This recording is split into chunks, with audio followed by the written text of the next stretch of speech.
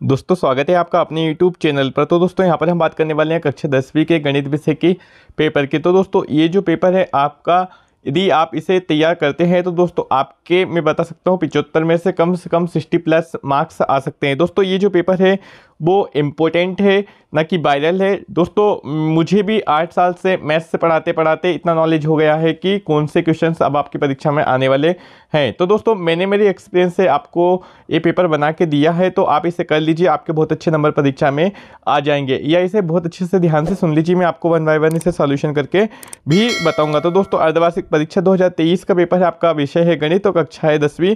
आपका ये जो पेपर रहेगा 75 नंबर का रहेगा। प्रश्न नंबर पहला है आपका बहुविकल्पीय प्रश्न है, तो 96 एवं 404 का HCF कितना होगा, तो इसका आंसर आएगा 4। बेलन का वक्र पृष्ठ है तो इसका आएगा C 2πRH। और ये तीसरा है इस स्थिति में तो A1/A2 B1/B2 C1/C2 यदि तीनों बराबर रहते हैं तो इसमें B वाला ऑप्शन आएगा, अनेक हल होंगे। फोर्थ है वर्ग समीकरण AX² + BX + C तब अल्फा + बीटा - B/A होगा।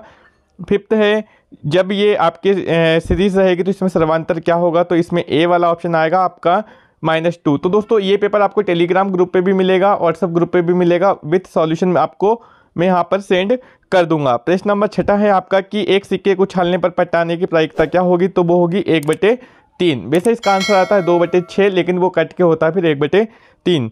उसके बाद दोस्तों रिक्त स्थान की पूर्ति कीजिए, तो बेलन के आयतन का सूत्र क्या होगा, तो इसे आपको लिखना है πr²h। और सेकंड है यदि b² - 4ac is greater than 0 तब समीकरण के दोनों मूल कैसे होंगे, तो तब समीकरण के दोनों मूल कैसे होंगे, वास्तविक होंगे। ax² + bx + c में शून्यकों का गुणनफल कैसा होगा, तो इसका होगा c/a। जब a1/a2 is not equal b1/b2 तब समीकरण के जो दो इसका हल पूछा है तो यहाँ पे आपको लिखना अद्वितीय हल होंगे। वर्ग समीकरण का विविक्त कर कितना होता है, तो d = होता है b² - 4ac। उसके बाद दोस्तों यदि हम 6 देखें कि L + f1 - f0 2f1 - f0 - f2 × h का सूत्र है आपको, तो दोस्तों ये देखना है मॉड का सूत्र है, मतलब बहुलक का सूत्र है। तो दो सही जोड़ी का मिलान कीजिए, तो पहले का आपका आएगा कर्णी 3, दूसरे का आएगा 4/3 πr³, तीसरे का आएगा cos²a और उसके बाद फोर्थ का आएगा d = 0, v का आएगा आपका sin 90 और 6 का आएगा 0,0। तो दोस्तों मूल बिंदु के निर्देशांक आपके होते हैं 0,0। उस प्रश्न नंबर 4 की बात करें तो दोस्तों पहला असत्य है, दूसरा सत्य है, तीसरा सत्य है, चौथा असत्य है, पांचवा असत्य है और छठवां सत्य है। दोस्तों यदि हम वन वर्ड की बात करें, एक शब्द में उत्तर दीजिए, तो दोस्तों पहले का आएगा πr², दूसरे का आएगा 1/2, तीसरे का आएगा 1, चौथे का आएगा वास्तविक व बराबर, और फिफ्थ है आपका द्विघात समीकरण का मानक रूप। तो दोस्तों ये पिछले साल भी आया था, इसका होता है ax² + bx + c। 6 है जो बिंदु है 2,4 कौन से चतुर्थांश में होगी, तो ये प्रथम में होंगी। उसके बाद सेक्शन बी हमारा स्टार्ट होता है जहाँ से प्रश्न रहेंगे 2 अंक के, तो इसमें गणित की आधारभूत जो प्रमेय है उसका कथन आपको लिखना है। उसके बाद व्याख्या करना है कि ये नंबर भाज्य संख्या है या अभाज्य संख्या है, तो सिद्ध कीजिए। करनी 5 एक अपरिमेय संख्या है। उसके बाद दोस्तों ये जो आपको HCF LCM यहाँ पर दिए हुए हैं, LCM आपको फाइंड करना है।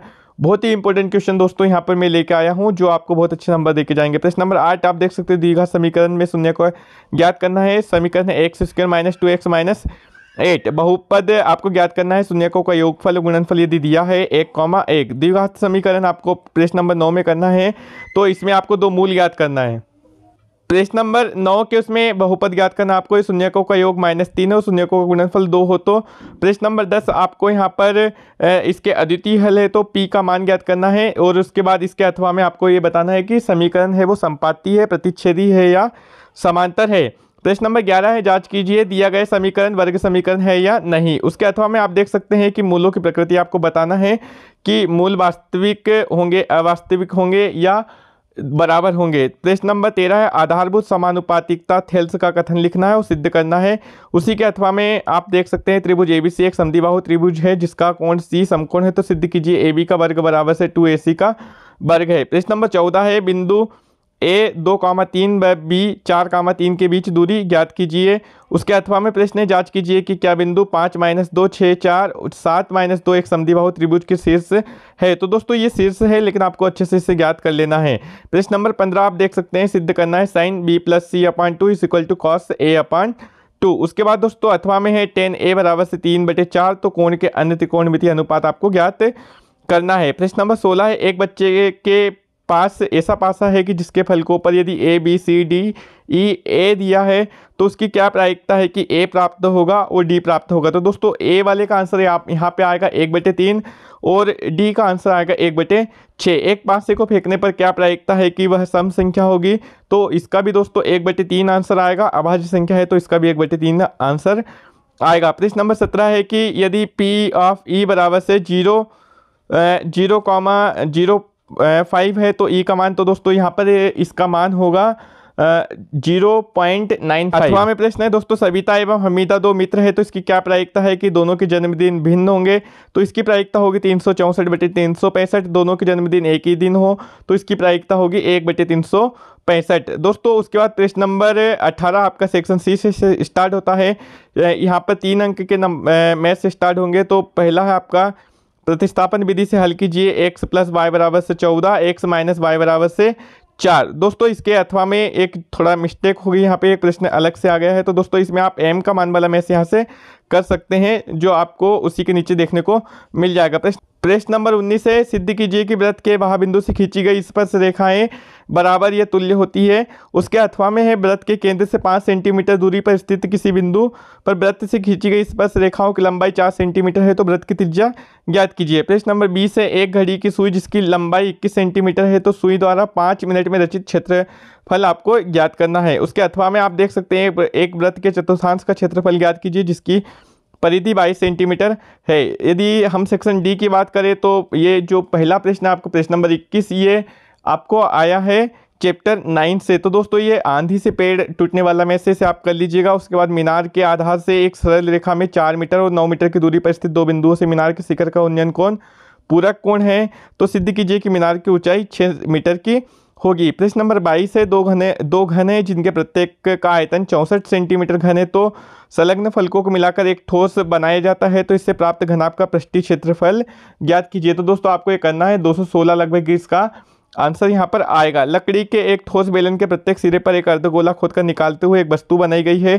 तो बेलन की ऊंचाई 10 सेंटीमीटर है और आधार की त्रिज्या यदि 3.5 सेंटीमीटर है तो इस वस्तु का संपूर्ण पृष्ठीय क्षेत्रफल आपको ज्ञात करना है। प्रश्न नंबर 23 है आपका, इसमें माध्यक ज्ञात करना है।